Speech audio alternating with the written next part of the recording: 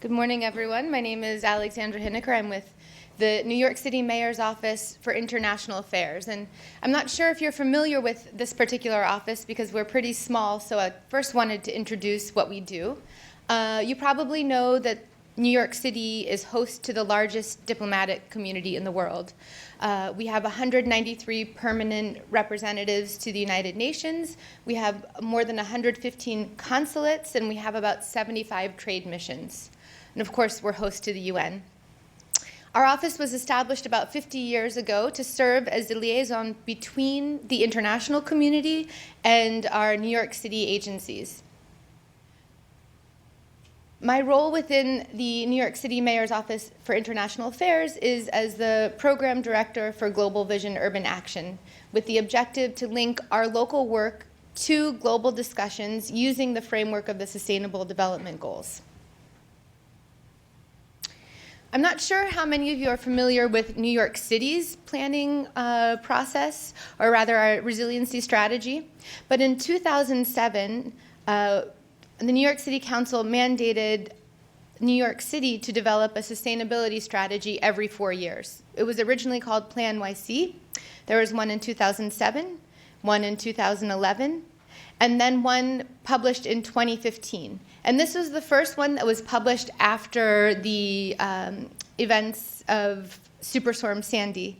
And through the Superstorm Sandy experience, we realized that resiliency and sustainability really incorporated not just those two environmental aspects, but also the concepts of growth and equity, because we saw that some of the poorest and most vulnerable people in New York City were most heavily impacted by Hurricane Sandy. So we took this into account when we developed our 2015 One NYC strategy. And that was in April of 2015. And as I believe you all know, a few months later, world leaders gathered here in New York City and agreed to the Sustainable Development Goals. So our office, recognizing the link between our local strategy that linked up growth, equity, sustainability, and resiliency, and the global goals, which comprehensively address these issues, established the Global Vision Urban Action Program, for which I'm responsible. The very first thing that we did was we took the goals and targets of the Sustainable Development Goals, and we did a mapping with our One NYC goals and targets. We have a book that we publish online that you can see if you'd like to read in more detail how these two strategies link up. And then we used this mapping to inform our programming to show what it means in practice to locally implement the Sustainable Development Goals. And we do that in two key ways. First, we focus on United Nations engagement, so we make sure to bring New York City voices to discussions at the United Nations about various sustainable development goals. As you know, sometimes discussions within the UN can be a bit lofty and disconnected from the reality on the ground. So this is an opportunity for us in New York to help inform these discussions and provide practical examples to move the conversation forward. At the same time, we also bring the UN diplomats, agency staff, and civil society partners out of Midtown East and into our communities to see firsthand how we as New York City are addressing these issues locally. And this, I want to really emphasize, this isn't an opportunity to just show off how New York City is doing really well. This is really a way to work with our city agencies to find out how they can learn more about issues that they're facing, taking advantage of this amazing wealth of expertise that we have here in New York City thanks to hosting the United Nations.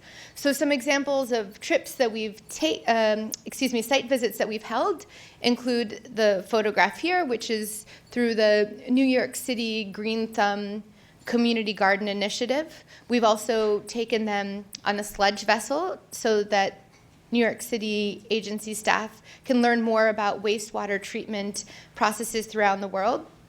We also focus on more social issues. So earlier this year, we hosted an event with the New York City Mayor's Office to End Domestic and Gender-Based Violence, where we brought the international community to a family justice center so they could meet with not only our mayor's office to end domestic and gender-based violence partners, but also the law enforcement officials, the civil society groups, and others who are working to address SDG 16.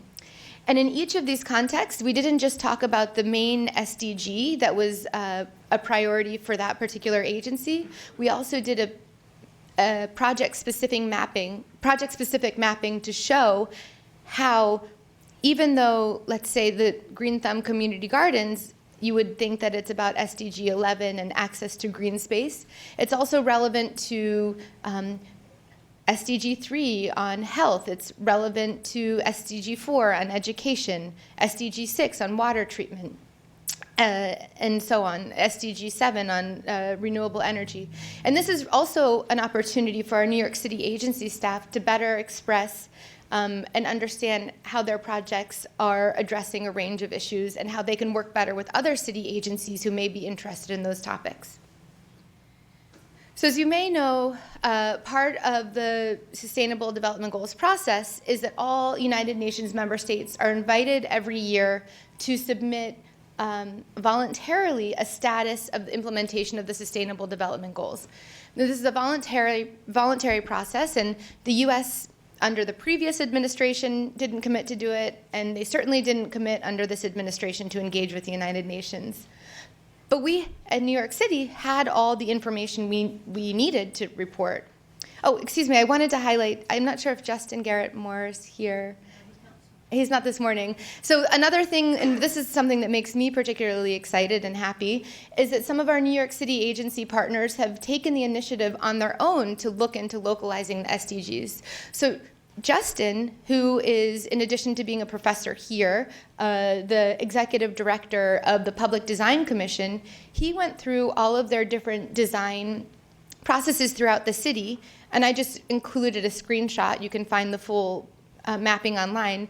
And he looked at how the New York City Design Commission is addressing the SDGs. And so you can see through this map that he highlighted a few different areas. He laid out the different SDGs that they're addressing. And for each of those dots on the map, he provides a more detailed explanation of how they're related to the SDGs.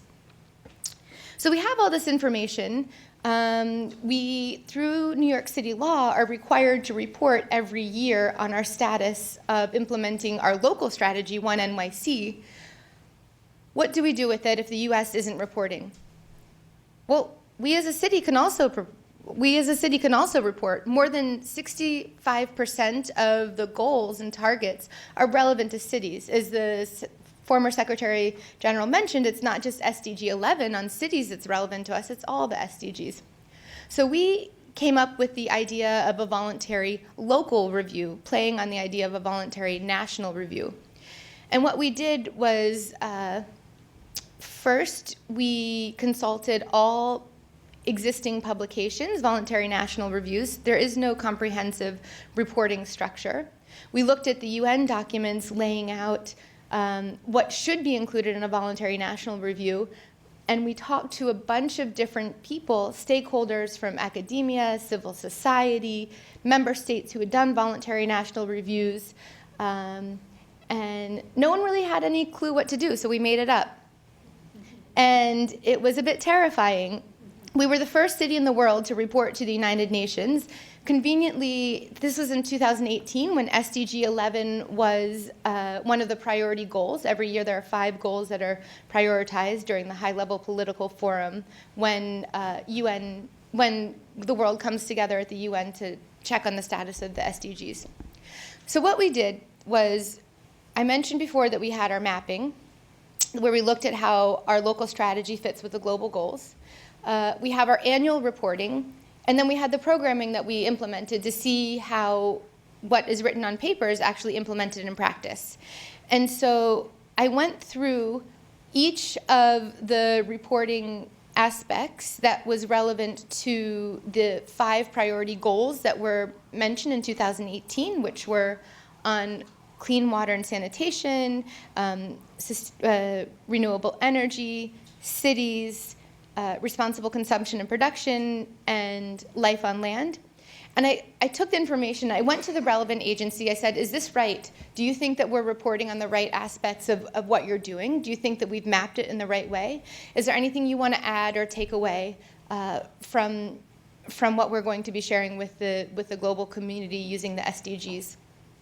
And a lot of people took it pretty seriously and thought it was very exciting that they had an opportunity to engage with the world, specifically to figure out answers to some of their challenges. Because even though on the political level it's interesting to engage with the SDGs to show off, for the technical experts who are working day to day in the city agencies, they're really looking for any way that they will be able to learn how to do their job better.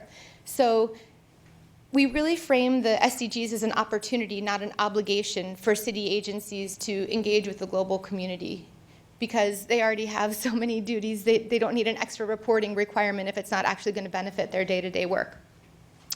So this was done, I should add, in partnership with the Mayor's Office of Operations, because they manage all of our data.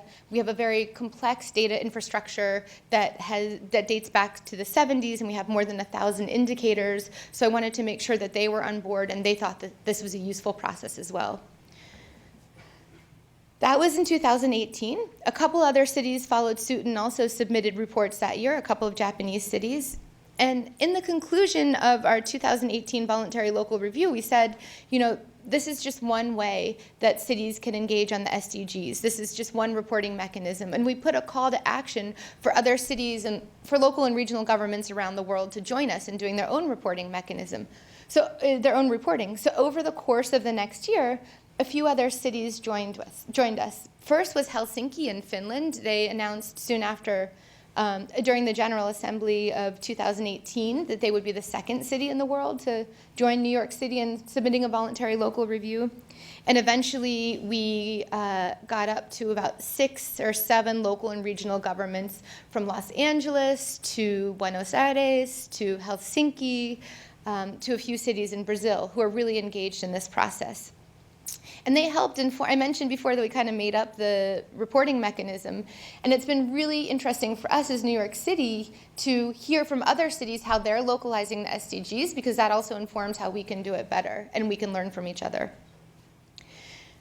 So that was the voluntary local review. I mentioned every 4 years that New York City has to develop a local strategy. So the next round happened to be this past year, 2019, just after we had done the voluntary local review. And I was really pleased that the Mayor's Office for International Affairs was invited to be part of the core team figuring out the next One NYC strategy, taking what we had learned from the voluntary local review process and the localization of the Sustainable Development Goals, and helping to inform the One NYC 2050 strategy published this past April. So the process for the One NYC 2050 strategy involved a broad range of consultations with the public. I hope you weighed in if you're a New Yorker. If not, it's not too late. They're still taking input for how to improve the strategy year to year. We also worked with all of the different agencies that are relevant to One NYC 2050. And I was able to bring in a few points that I found were lacking in the last One NYC strategy from 2015. Some prominent examples are our City Commission on Human Rights, which does really important work on discrimination, which is directly related to many of the SDG targets. That work was not reflected in One NYC. So if you go to One NYC 2050, there's a whole section where human rights is addressed, and we talk in great detail about the ways New York City is addressing human rights. Another example is the Landmarks Preservation Commission. Additionally, there are 9 volumes of the One NYC 2050, and this time around, since the SDGs were already published, we were able to incorporate our mapping directly into the One NYC 2050 strategy. So if you go check out One NYC 2050 and look at each of the, if you look at each of the chapters, you'll see this is just one chapter. These are examples of how the SDGs are directly incorporated into the strategy. At the same time, we, for the first time ever, incorporated international engagement into our One NYC strategy. And you'll see that at the top. These are all just screenshots from One NYC 2050. In addition to talking about climate and migration and other global shared challenges, and using the SDGs, we also formally committed to submitting a voluntary local review to the United Nations every year. So that's actually now part of our formal city strategy to engage with the Sustainable Development Goals. Of course, it's not just in terms of strategy that we have benefited from engaging from the Sustainable Development Goals. We've also conducted a number of policy exchanges where I mentioned our New York City agency colleagues can learn from others. One example is earlier this year, through Sustainable Development Goal 5, we engaged more closely, which is on gender. We engaged more closely with the city of Buenos Aires, and they said, you're doing great work, we're doing great work, how can we learn from each other?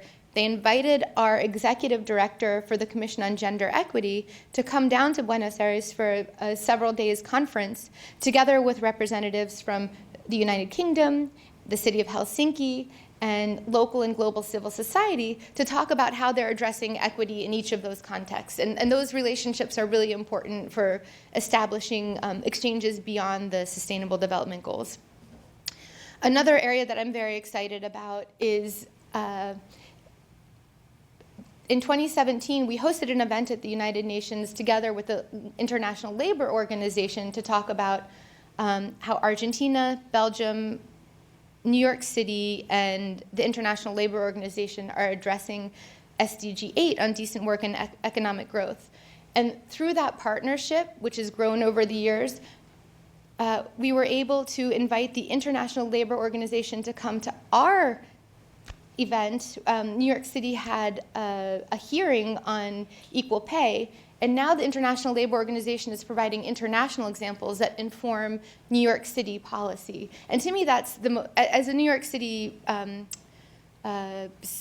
staff member, to me the most important thing is that New Yorkers benefit from this. So the fact that the International Labor Organization came and can share examples of how pay equity is being addressed in other countries to help inform how New York City can do better is a really important benefit of engaging with the Sustainable Development Goals. Of course, I mentioned that we are working on getting more cities on board. So this past, and this conference is about action, I know, concrete action you can take. So this past September, during the United Nations General Assembly, New York City launched a declaration for local and regional governments to undertake 3 commitments to also ensure that they're localizing the Sustainable Development Goals. The first commitment is to do what I mentioned before, which is to map our local strategy to the global goals. The second one is to host some sort of event. It doesn't have to include cost, but it's a way to bring the discussion from paper, looking at mapping, to the reality of discussing how this works, together with other stakeholders, whether it's universities, civil society, different parts of a city, to talk about local implementation of the Sustainable Development Goals. And the third commitment is, of course, to submit a voluntary local review at a time that's convenient for that particular city.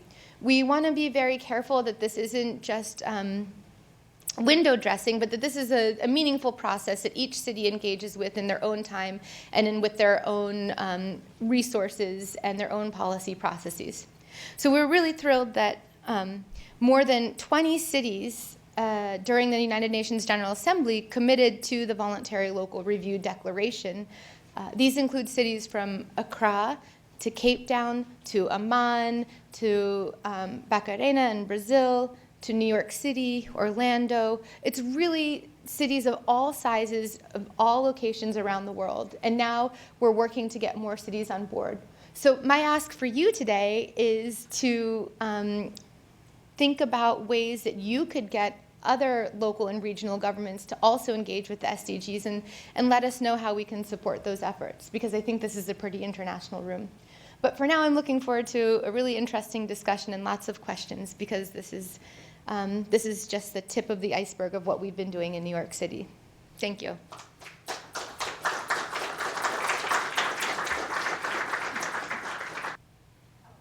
So I'm Jackie Klopp. I'm from the Center for Sustainable Urban Development, and it's my pleasure to respond to that wonderful presentation by Alex. I want to preface my brief remarks because we want to have an interactive discussion very shortly. Alex and I both want to have your feedback on the issues that she raised and the really exciting example that New York City is setting for the world. But first, I want to say that with all the political turmoil that's going on and our climate and ecological crisis, it gets very easy to forget that the world did come together on some really critical goals. And these goals represent a comprehensive approach to many of our very complex and interrelated problems. And there is a very big danger that because of what the world is experiencing right now, that we lose sight of these very important goals. And in fact, we reach 2030 and we say, wow, we failed. We haven't been bringing these goals to the people. We have not been mainstreaming them. There isn't support for them. We're not reporting on them. We're not collecting the data on them. So there is a very, very big danger that we're facing. And so I want to congratulate this project that Anna and Gita and colleagues have been working on, because it's really about bringing these goals to the people. And as we just saw with Alex's wonderful presentation, cities are playing a really important role and can play a even more critical role moving forward, taking the example of New York in mind. So I think that's important to recognize, that we are in a kind of situation where we may fail as a global community to meet these really important goals unless more citizens become aware of them, more of the professions become aware of them, and how they connect with the goals that we have ourselves. They're very, as New York again has shown, we have our own goals as a city that are so important, but that these overarching goals are also part, and that they can interact and inform each other. And it's actually really wonderful to see how you went through this process and then said, we can improve our plan for the city. And that's exactly, I think, the idea of this project, is to get that kind of interaction and democratize these goals and have them have political force. So I have just a few small questions I'm going to start out with, but Alex, you don't have to answer them yet. Maybe we can open up the discussion. I am curious to know how this kind of movement that New York is leading with the voluntary reporting, which I think is so important, how we can scale that and spread that. We know that one of our SDGs is around partnerships. We really need to have strong partnerships. I'd like to know more about how New York is thinking about strategizing to build those partnerships and this network to really get more and more of these cities on board, and what kinds of organization do we need. There is a movement generally by cities to have more recognition at the global level and more political voice, especially on a lot of the SDGs and our climate goal that's part of that. How can we do that better? And then I'm also very curious about how we can streamline some of these goals into our city regulations and processes. My colleague Elliot Sklar here has pointed out that perhaps there's a way, even with our zoning, to start to think about, are we thinking about carbon emissions and other goals as we're doing some of our city processes? So we know, for example, in New York, that our carbon emissions around transport are actually going up. Part of that is linked to the way the new economy around ordering things and having freight trucks all over our city is occurring. Is there a way that we can start to think about tools at the city level so that we can anticipate and say, if we're allowing Amazon to do these things and these other companies, how is that going to affect our carbon emissions and some of our other goals, road safety and things like that, and come up with proactive ways to address that before we face the problem. So again, we're actually meeting these goals and mainstreaming it in the way that our cities function. So I'm going to stop there. What we're going to do is we really want this to be interactive through the whole 2 days. So let's open it up to some dialogue. Well, first, thank you for asking about how we can build the movement. As I mentioned, we just launched the Voluntary Local Review Declaration, which is a concrete way for cities to I say cities because it's shorthand, but I really think that localization means all subnational governments, local and regional governments. So when I say cities, if I say cities, it doesn't, I'm not being exclusive. It means all the subnational authorities in whatever sort of format they take. For example, Hawaii is really active. They're the first state that's active on this, and we work in partnership with them. But so I think the best way to sort of really demonstrate city leadership is simply by joining the declaration and showing that there is a city movement. It's hard to track in detail what cities are doing because we've found so many interesting instances of cities around the world who are actually working on these in lots of different ways already. I mean, Brazil is a great example. But it's sort of hard to figure out who's doing what. And by getting cities to concretely commit to this declaration, we can start to organize ourselves a little bit better. And we're doing that in our capacity a few different ways. First of all, we have our sort of vanguard cities who've committed to the declaration and are working in their own contexts and within their own regions to get more cities on board. I forgot to mention the mayor of Freetown was also here in New York City for the General Assembly and expressed her commitment to the declaration. We have Mannheim in Germany. They're a leader within Germany. And so they're also working there. We have a bunch of different, what we call validators, who are different sort of organizations or networks in this space who are also working to ensure the cities and partners that they're working with are working on the SDGs. For example, the C40 network has endorsed this, so it's great to be working in partnership with them. If you don't know, they're a climate change network. We also have like the UN Foundation, the Brookings Institution, the UN Habitat, the executive director. They're all working to ensure their various networks are looking at these topics as well, and so that's a bit more coordinated. I wanted to add that I think you made some really important points that I didn't forget to mention, I just glossed over, which is the important role that cities play in informing this global discussion. And one of the other reasons that we decided to come up with a voluntary local review is because I don't know how technical you want to get. So in the 2015-2030 agenda, the Sustainable Development Goals sort of resolution mentions the importance of local authorities, civil society, academia, and so on, and the role that they play in the Sustainable Development Goals, but it doesn't provide any concrete ways for cities to engage. We're sort of a funny mechanism. We're not civil society, we're not a member state, we're not academia, so we don't have a clear way to engage, and the Voluntary Local Review provides an opportunity for us to do that. And I'm really pleased to share that the UN Secretary General, the UNDP administrator, the head of UNDP, and so on and so forth, have also endorsed this.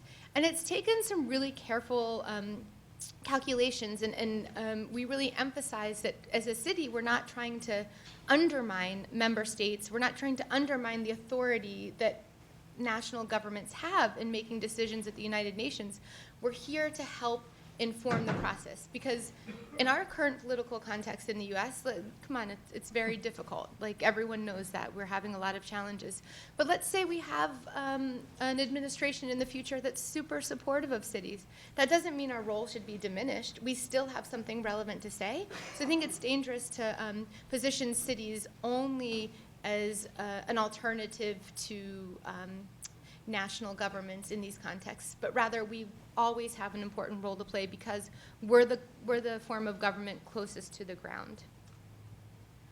So, in terms of streamlining the goals into the regulations and processes, I don't know if we'll ever reach a day where we will actually have city officials, I will be honest with you, specifically speaking in SDG framework. It's already challenging enough with a huge city like New York to get everyone on board with one single strategy. But what we can do is what I mentioned before, is use how people are talking about these topics, use the SDGs as a way to think about how we can do it better. Maybe not directly say one-to-one match our local strategy, but to use this opportunity to see how other cities, other national governments, other civil society organizations are addressing this, and use that as a way to inform our processes here in New York. Great. Are there questions? Let's throw this out to the audience. So this is more of a comment. This is a solution in terms of cities, and New York City in particular, and I address this to the entire audience, not just to the people up on the panel, that the city the buildings in the city account for 70% more or less of carbon produced. So I want to play show and tell with you. If you, during the break, go over and look out this window, you're going to see a green roof. But the problem is under the green roof are all the air conditioning units. So in my opinion, one of the solutions would be to let buildings, particularly old buildings, I'm not talking about Hudson Yards with all the glass, they've got problems there, right? I'm talking about older buildings, which are most of the building stock in the city, to let the buildings breathe, which means you open the doors downstairs, you open the stairwell doors, and you let people put a chain on their door if they don't have one, crack the door, open the window, and guess what? The air moves through the building. What a brilliant solution, air movement. As opposed to having all these air conditioning units, which you'll see right next door when you look out the window, that require electricity, which requires a payment to Con Ed. There are a lot of senior citizens on fixed income that to run an air conditioner as we face global warming adds an additional $100, $150 to the electricity bill, which means the electricity that's produced by Con Ed has to generate a fuel through coal, natural gas, nuclear, whatever. So I'm proposing that you take this back to the mayor's sustainability office and you talk about, now people will say, well, there's a security problem. Okay, so I'm just going to sum it up. There's a security problem. You put cameras and sensors around the building so that people can feel secure when they open the windows and doors. Thank you. The importance of this presentation can't be overstated. The cities have stepped in to a vacuum where national governments have failed to act on this issue. But we always talk about it as cities, and we talk about sustainability. And the cities that join are usually the leading edge cities. They have political leadership that wants to do these things. But I can tell you from research that some of our graduate students have been doing is there are a lot of cities that don't even accept the notion of climate change. But what we found is they do accept the notion of resilience. And so one of my questions is there some way to begin to frame this issue as sustainability and link it to resilience to begin to build the constituency? Thank you for the great presentation. And my question is more aimed at Jacqueline. I mean, both of you can weigh in, of course. So it comes to, the pollution caused by, by the vehicle use and the CO2 emissions. And this is a huge problem all over the world. I mean, I'm preaching to the choir, so it doesn't need to be reiterated. But Jacqueline, how optimistic are you about the future, really? Because, obviously in cities like New York and San Francisco, we have a lot of mass transit. And years back, my research itself had looked into mass transit or transportation corridors as ways to ecological urbanism and how extremely important it is. But as you know, in the rest of the US, especially Texas and many of the other states, the entire outlook, just the culture is so different, like where people will not decide to part with their cars.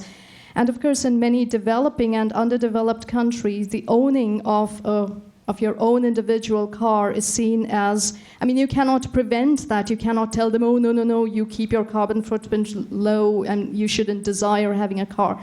So with this, I know that the electric car is coming and there's some little things being done, but honestly, how optimistic are you about our future of mass transit and whether the pollution will be curbed? And you know, we always speak, we have to hope, we always sound optimistic, but let us be pessimistic and realistic about what is really going to happen in the future.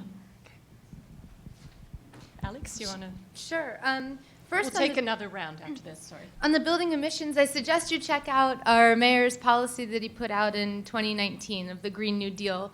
One of the #1 priorities is reducing building emissions because it's universally recognized that this is a huge problem and one that's very politically difficult to address, but one that we have to address. So thank you for raising that point.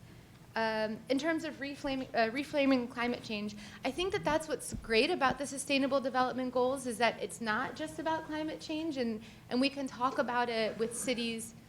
I mean, let's face it, it's not just the climate change, it's saying that the UN is telling you to do something. A city doesn't want to hear that. They say, we're already doing this stuff. What's the UN to us?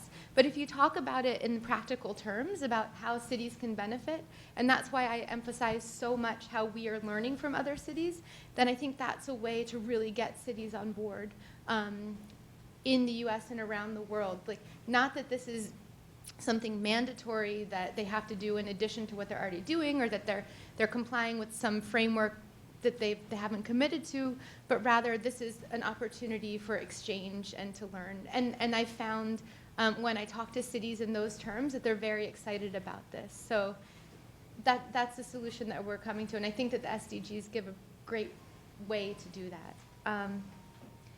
And then just quick optimism. I think it's not, transportation is my favorite topic. I think it's the most important, public transit in particular. But I'll let you talk about that because you're probably more of an expert. But what I will say is that the hardest part about all of this is the culture, whether it's waste management. In the US, we don't have to recycle. We don't even have to be responsible about our consumption because we can just like send it off somewhere else. And so even people who are committed and interested in this still haven't made that cultural shift, and it's the same with a lot of these habits. So it's like we can do regulation at the top level. We can talk about sustainable development goals, but I guess that's also something that we can talk about here today is how to really promote that culture by maybe featuring projects through the 100 examples here. That's a way to demonstrate how this is actually beneficial and help switch the culture, because that's a tough one, but maybe you have something more useful. I would say we have no alternative except to be optimistic. If you want to believe in transformation, which we need to have, we have to be optimistic.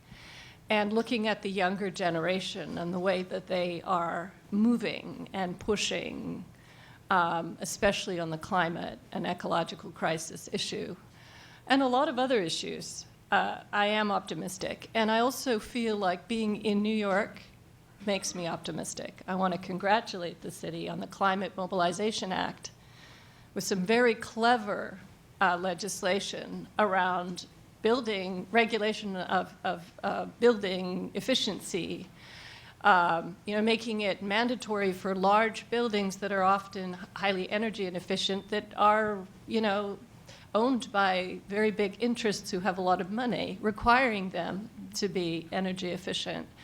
But the point being also that in the future they'll just save money, so it just makes sense in the end for everybody to do that, and it creates jobs, really good jobs. So that's very clever. The city is moving. Our state has very ambitious goals that we all need to mobilize to ensure that they are that we are successful in obtaining them with our Climate Leadership and Community Protection Act, which is really historic. So we're starting to have the tools. And on transportation, I think the cities across the globe are coming up with lots of different creative ways of, shifting zoning, for example, making sure, like Mexico City, like you don't even need to mandate parking. Like, we have so much ingrained our planning around building for cars that if we actually start to get serious with a lot of the different instruments that we have, we can shift this. And in fact, people are very excited to live in mixed-use, transit-friendly places. In fact, those are now, we have a problem with gentrification because they're so desirable in many cities. And we can do these things in our suburbs, too. And so I feel like we have so many wonderful tools. And I think New York City has really been a leader in trying to, use some of those tools. Hopefully transportation is next with our congestion pricing and other things. So we have to be hopeful. And places like Texas, I mean, they're moving too. There are whole towns that are run now on renewable energy because it makes sense. They have more wind energy that they're using than New York State right now in terms of the percentage of their mix.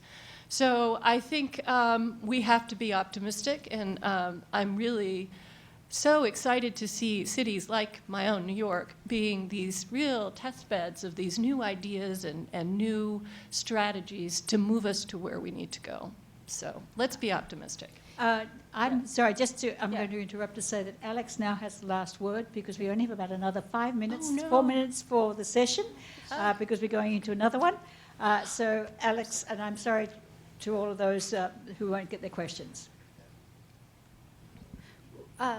Well, I wanted to add that Houston actually just released an SDG indicator tool. So Houston in Texas is also looking at the Sustainable Development Goals and how they work.